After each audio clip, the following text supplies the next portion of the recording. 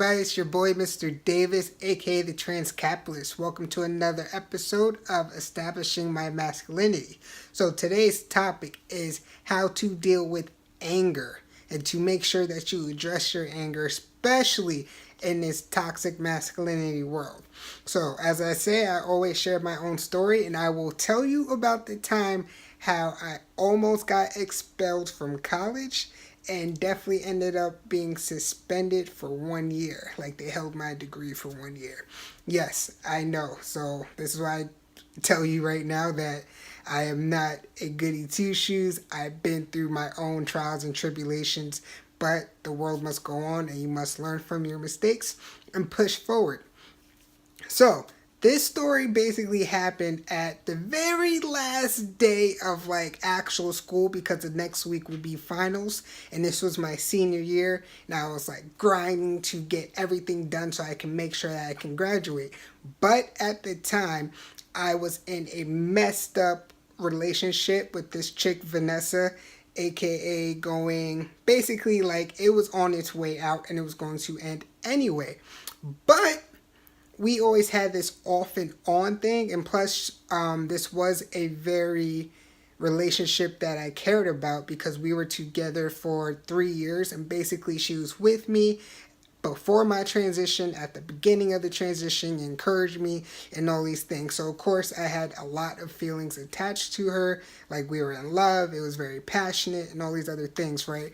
But we were definitely headed in two directions. So getting back to the main point is that at this time, as I was starting to take tea, I would say I was probably around maybe like five to 6 months then. We were both a part of the LGBT club or group at our school, and there's one dude, the president, he was having a college party at the end to congratulate all the graduates. So of course I head out there, and this time Vanessa and I, we were not on speaking terms. Like, we just had this huge ass fight, so I didn't care to see her whatsoever. And of course, me and my time in dealing with my demons, I was decided to get drunk, like just shit wasted, and I really did not care. And I thought she wasn't going, but then of course later she ended up there. I'm already drunk, and then of course I get that text like, hey, can we go talk? And of course I'm a sucker for her, so I'm like, yeah, of course, like, let's go outside and talk. But I'm still angry and she's still angry. So we go outside, and then like we're talking, but then it gets heated, and I'm like, basically like we started cussing each other out. And as she walks away, I go to grab her arm like, hey, where are you going? And all these things. So then she turns around, blow, punches me in my face. Yes, I have a big ass black eye that starts to swell, and I'm like, what the because we did have a lot of like domestic violence problems. Like, we would always be fighting. Like, she had a temper. She would like destroy my shit, like throw clothes, and I would do the same. So this is very bad. And of course, domestic violence is never okay, but that who I was at that time as that person. And like I said, I'm very upfront, and I call out my own bullshit, and I hold myself accountable.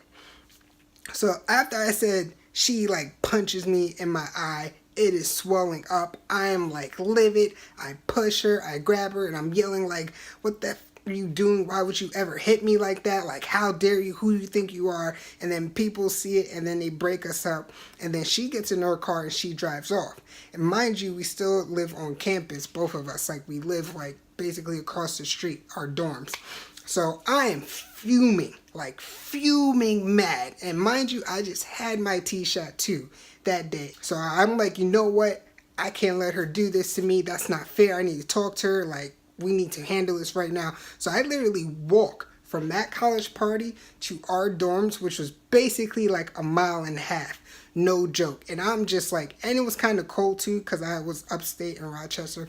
So I'm like walking angrily, and I finally arrive, and I see her car's in the driveway, meaning that she's home. So I start banging on the door like, how dare you come outside, talk to me, everything. She's like ignoring my phone calls, and then she's telling me to go away. But then I'm like a batting ram at this door, like, yo, answer this door, like, talk to me right now. Of course she's still ignoring it.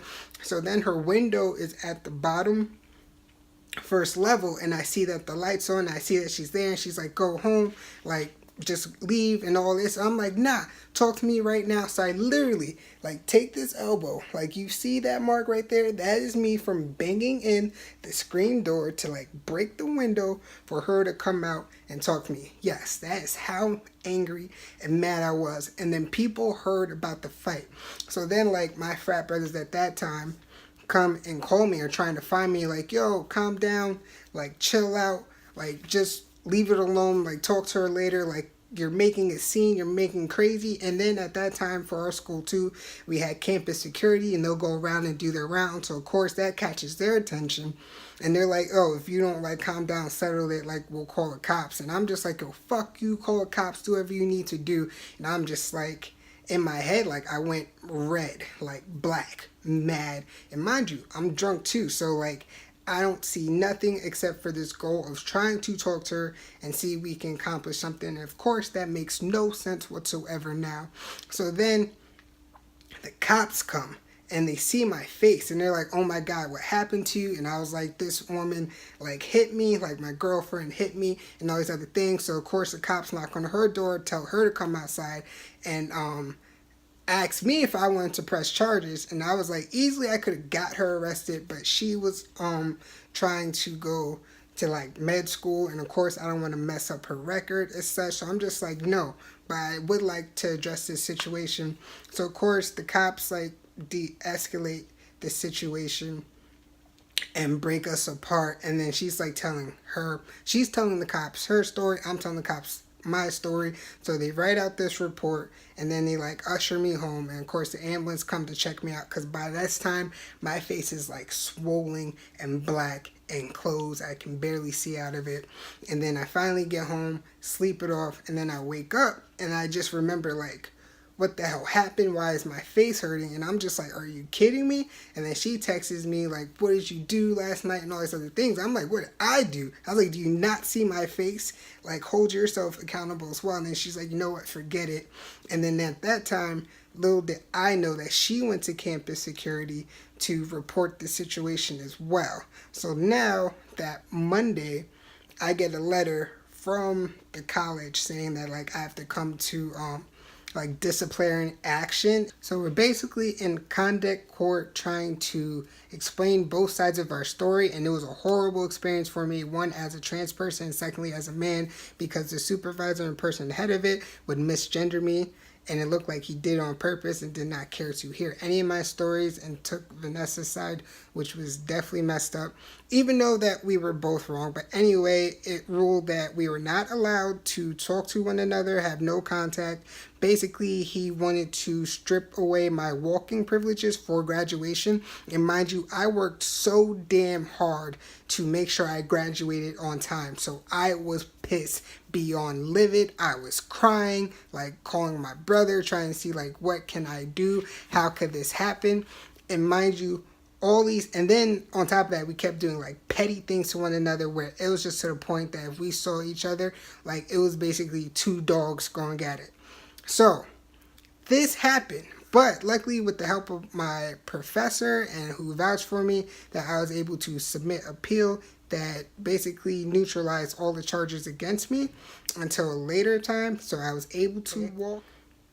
So from all of this, guys, I learned major lessons, like huge lessons that I'm sharing with you. And the first one is, make sure that if you have an anger problem, address it and deal with it. Do not let it sit around, and do not think it's cool that, hey, well, I'm a man, guys are supposed to be aggressive and have an anger problem. No, because following that, and especially with the addition of T, you will end up just how I ended up, or probably even worse, before police, before court, and ruining your lives. So please make sure that if you have an anger problem, or you even think you have an anger problem, especially listen to your friends, and especially listen to your partners around you, that if you're fighting, screaming, yelling, and even participating in domestic violence by putting your hands on one another, you have an anger problem.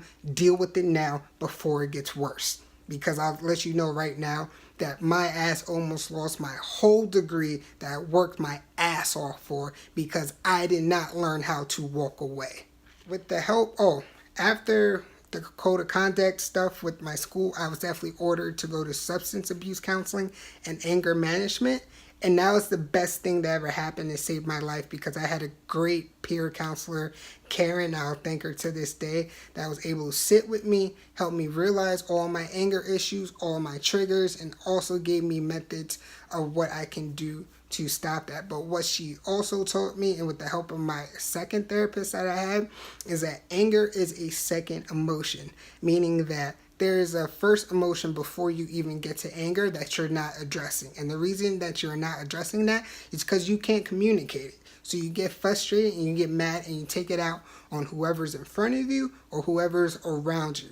So please remember that. If you are angry and have anger problems, there's something else that you are not dealing with, and you need to deal with it now before it escalates and turns into something worse and destroys your life. I'm serious. So for me, I had to learn that I could not communicate when I'm sad, depressed, or angry, so I just lash out at people instead of just finding the words to say how I really feel or what a person did to me that I did not like. Like, I would always try to avoid conflict, and I hated it so much that I would just, instead of like dealing with it, I would get frustrated and be like, what? Leave me alone, or I don't care, or I would like really get silent, and then I'm like imploding, and that is not good whatsoever. And that actually destroyed a lot of relationships besides Vanessa, even before and after Vanessa, that I had to deal with because I did not take the time to sit down and address all the problems I had with my anger. So please remember that anger is a secondary emotion.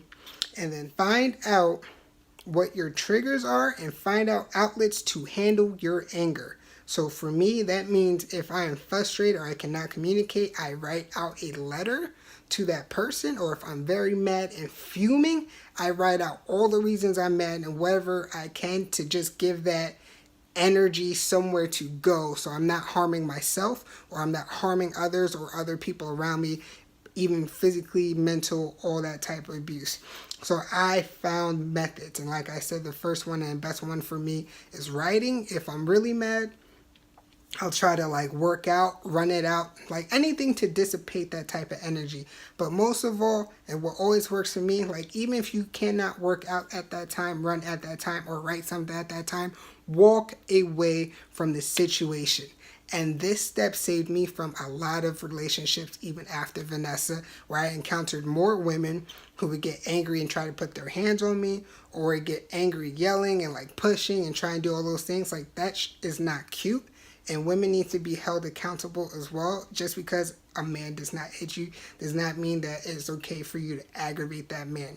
That is not cool. But going back to me and holding my actions and myself accountable, that if I can't handle the situation myself and it's getting really bad, I shut down, that I go very silent and I walk away and I leave. So that means I'll get in my car and I will just drive away. That means I will go outside and I will walk, turn off my phone. So make sure I'm not sending any text messages or angry things, but walk away until that you're calm, cool, and then readdress the situation. So that means even if you have to talk to the person tomorrow, a week later, 2 weeks later, then be it. But don't ever incriminate yourself. Don't ever have yourself